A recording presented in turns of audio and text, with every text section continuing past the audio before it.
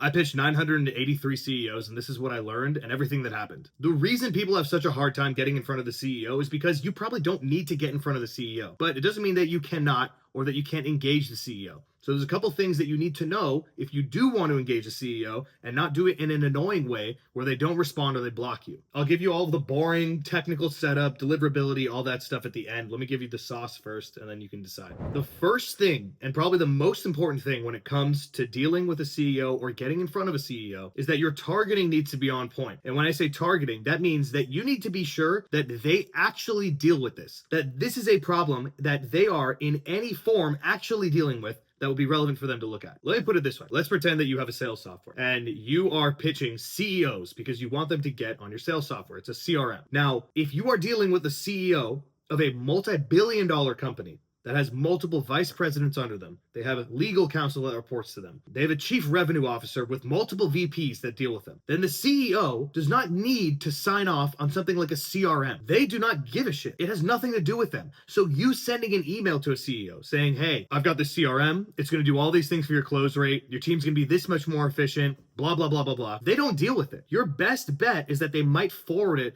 to their CRO or their VP of sales. Most of the time, they're not going to deal with something like that. Can they make a decision on that if they wanted to? Could they come in and say, hey, guess what, guys? We are switching to this CRM? Yeah, they probably could, but they probably wouldn't do that. So it's irrelevant. Make sure that you have something that is important enough to get in front of the CEO. Now, that changes, though, when you get into a smaller company. If you're pitching a startup on a CRM, or you're pitching a company that's 1 to 10 employees, then the CEO is actually probably very involved in sales, right? You need to have the critical thinking and the awareness to understand who your target market is and why you would be targeting them. Smaller companies, much more tied to sales, they're going to be interested in some kind of tool that can help in any kind of way. They will recommend you and forward it along. But if you're going for a CEO of a multi-billion-dollar company, there's not that many things that they are going to have to deal with directly. There's going to be a lot of things that they need to sign off on, but you need to be able to discern where your offer lands in that. I'll give you another example. Let's say that you have a tool that helps enterprises reduce their risk of employee injury. Now, that might actually be very important for a CEO of a multi-billion-dollar company, because that is the kind of issue that a CEO deals with. Anything that is company-facing, anything that has to deal with the image of the company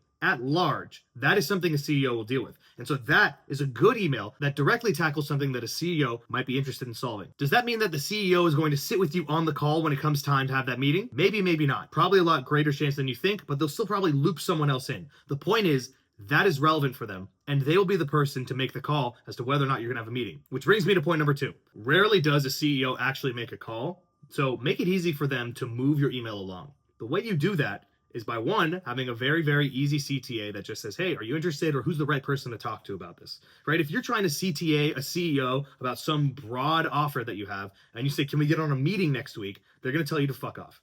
They're going to tell you to leave, or they're going to ignore you. But if you have the wherewithal to know that a CEO at that level is going to pass this along to the right person, and that's why you're reaching out to them, you make that clear in your outreach, that's a completely different ballgame. And the way that you do that brings me to my third point, which is you have to make it short and value first. This is a direct tactical copywriting lesson.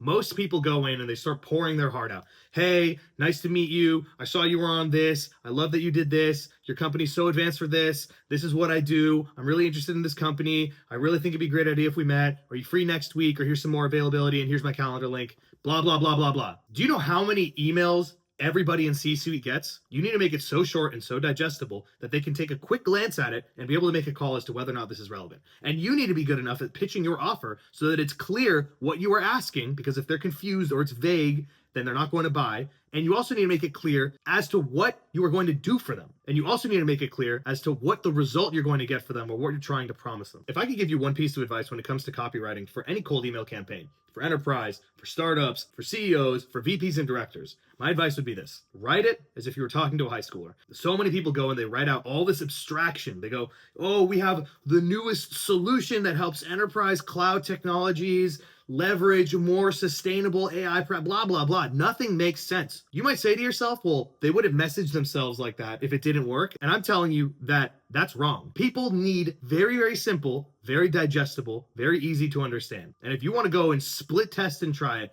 be my guest. But I'm just telling you, if they can't understand what you're saying, when they pick up their iPhone and they read your email, they're going to skip your email. You're never going to hear back from them. And then the follow-up, they're just going to remember, this is an email that I had no idea what they were talking about. I'm not going to reply. Okay, a couple notes on sending practices that are very, very important.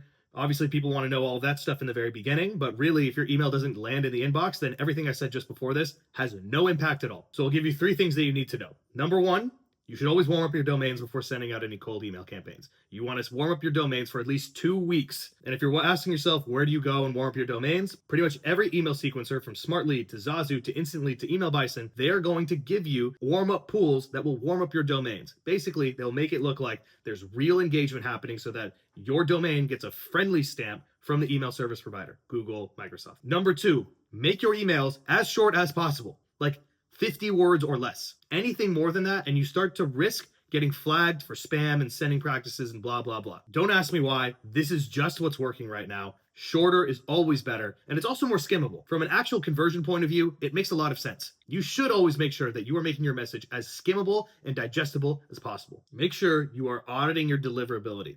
What that means is that most of these email sequencers will tell you whether your domain or your mailbox is being burned. It's starting to land in spam. What you do is you take that out of the campaign and you leave it in warm up so that it starts looking friendly again, gets the friendly stamp back, and then you can put it back in your campaign. A lot of sequencers now are doing this automatically, but they are not yet. So you have to be sure you are tracking for this. And it's going to be a lot harder to get into enterprise mail servers. They have greater security. They have better spam traps. So if one of your domains gets flagged, then guess what? The enterprise grade security is going to look at all of your domains and go, well, who is this guy and why did they get flagged over there? You need to be very, very careful about how you're using your mailboxes and how you're setting it up. But when it comes to contacting CEOs, at the end of the day, they're just people too. You need to make something that is relevant to them, and you need to make it easily digestible. And you have to just make sure that, it's something that they actually deal with. Most of the time, it's spam. They're so used to dealing with so much spam. They have their guards up at the highest. And to get something referred along to the right person, you got to do your research, and you need to make sure that whatever it is that you're pitching is actually relevant. That's probably the best advice I could give you. Now, if you want me to do this for you and run your campaigns, set up your mailboxes, domains, everything, make sure you are following all the best deliverability practices and get you meetings with your dream clients,